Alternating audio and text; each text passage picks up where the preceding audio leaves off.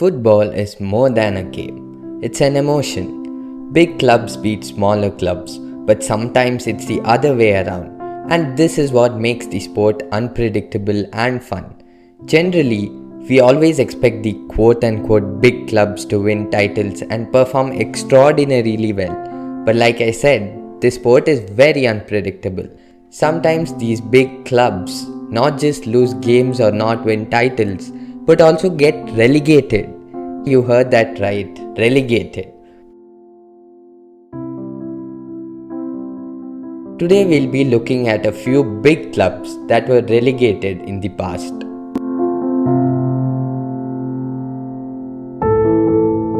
Schalke 2020-2021 season. Schalke has always been one of the biggest German teams in football history. Schalke has been relegated from the top flight 4 times in its history before the recent relegation in the 2022-23 season. At its initial stage in the 1920s and 40s era, Schalke became a massive force due to the large number of immigrants settling in the region of Ruhr and massive amount of youth joining the club. During the period of 1933 to 1945, Schalke enjoyed one of its best times as it lost only 5 games in the entire period. They were basically invincible and a brute force in German football. Post-World War, Schalke was one of the original teams in the Bundesliga when the Bundesliga was formed in 1963. Their first years in Bundesliga were difficult. In 1964-65 season, they escaped relegation only through the expansion of the league to 18 teams. A number of finishes at lower end of the league table followed, before a marked improvement in the 1971-72 season, culminating in a second place finish to Bayern Munich and after having led to the league for much of the season. In the same season, Schalke won the DFB Pokal for the second time in its history. In the early 1980s, they ran into trouble and found themselves relegated to the second division of the Bundesliga for the 1981-82 season. And after that they secured a promotion in the 1983 and 84 season. They returned to the top flight in 1984 but slipped once more to the second tier in 1988. They returned to Bundesliga in the 1991-92 season and stayed in the top flight until 2021. Now that history is out of the way, let's talk about the recent history of Schalke. Now during the 2000s, Schalke captured consecutive DFB Pokals in the 2000-2001 season and 2001-02 season and earned second place finish in the Bundesliga again in 2000-2001 and 2004-2005 and 2006-2007 seasons. Schalke would proceed to qualify for the Champions League regularly and make it to the round of 16 consistently. Schalke also successfully produced world-class players from their academy. Some of them were Mesut Ozil, Julian Draxler, Leon Goretzka, Manuel Neuer and many others. But everything went into a total mess as Schalke was hit particularly hard by the COVID-19 pandemic. And in April 2020, the club said that it was threatened by bankruptcy against the backdrop of a worsened financial situation caused by high level of debt and decrease in the revenue related to restrictions put in place to combat COVID-19 pandemic. The club decided to introduce a player salary cap of 2.5 million euros per year. Before the pandemic, David Wagner was appointed as the head coach in 2019. And in the second half of the 2019-20 season, Schalke set a new club record of 16 games without a win for about 6 months. Ultimately, Schalke finished 12th in the league. Schalke started the next season in a terrible manner as they lost 8-0 to Bayern and 4-0 to Leipzig. Following this, Wagner was sacked and Manuel Baum was made the head coach, who again was unable to win a single Bundesliga game between the 3rd and 12th match days and was again dismissed. Hugh Stevens, who previously coached Schalke, was brought in. He wasn't able to turn Schalke's fortune. The financial situation, selling of crucial players for an undervalued amount, mismanagement, etc. had brought Schalke to its knees. After Hube, Christian Gross was made the manager in the same season. This was their fourth consecutive coach in just one season. Again, he couldn't do much and was sacked after a few games. Eventually, Schalke finished last in the Bundesliga, hence going down to the Bundesliga 2. This was Schalke's worst season by far. In the following seasons, they managed to go back up to Bundesliga before getting relegated again. Juventus 2005-2006 season. Juventus has always been a dominant team in Serie A, although their recent form isn't extraordinary. What if I told you Juventus weren't relegated due to their performances, but due to the corrupt practices? So the story goes something like this. Juventus had just finished the league in the first place with a whopping 91 points, and they had famous players like Del Piero, Pirlo, Ibrahimovic, Thuram, etc. They were the big giants in Italy, alongside AC Milan and Inter Milan. But suddenly they saw themselves being relegated to the Serie B. How did this happen? Well, they were involved in a huge scandal, infamously known as the Calciopoli scandal.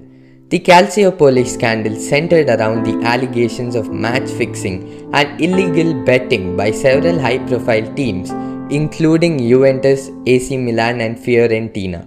At the center of the scandal was Juventus' general manager at the time, Luciano Moggi, who was accused of influencing the appointment of referees to favor his team and of making illegal deals with the other clubs to secure wins.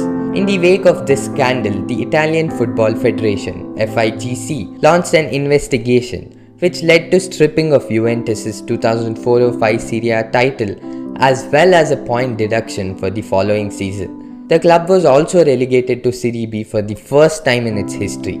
The fallout from the scandal was immense, with Moggi and several other high-ranking officials and referees receiving bans and fines.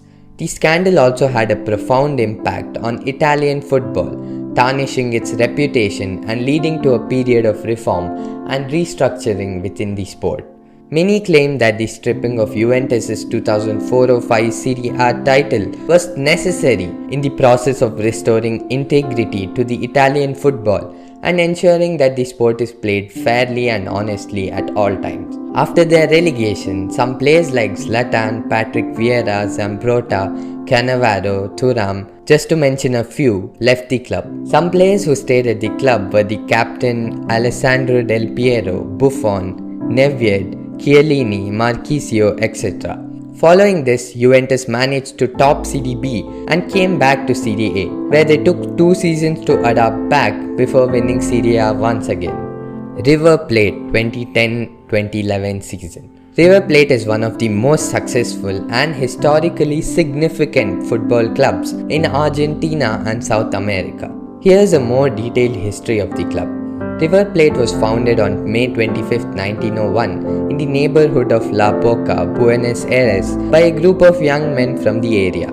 The club's original name was Santa Rosa, but it changed to Club Atlético River Plate shortly after its foundation. River Plate quickly became a force in Argentinian football, winning their first league title in 1920. The 1940s is considered one of the golden eras in River Plate's history. The team, known as La Maquina, featured legendary players such as Jose Manuel Moreno, Angel Lubrina, Juan Carlos Muñoz and Felix Luestau. La Maquina won several league titles and is widely regarded as one of the greatest football teams in Argentine history. River Plate went on to win the Copa Libertadores, which is the Champions League of South America, in 1986 and 1996. River Plate had eventually become a very big club and would go into every match as favorites. But in the late 2000s, they started to show signs of weakness and fatigue. River Plate had a disastrous performance during the 2010-2011 season of the Argentine Primera División. The team struggled to secure victories and was unable to accumulate enough points to avoid the threat of relegation. To understand this better,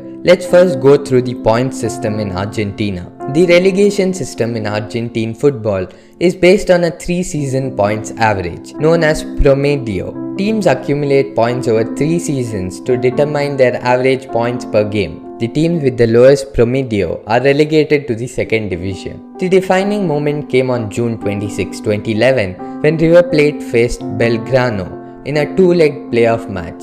Belgrano won the first leg 2-0 in Cordoba, putting River Plate in a difficult position. In the return leg at River Plate's home stadium, the Estadio Monumental, on June 29, 2011, Belgrano managed to secure a 1-1 draw.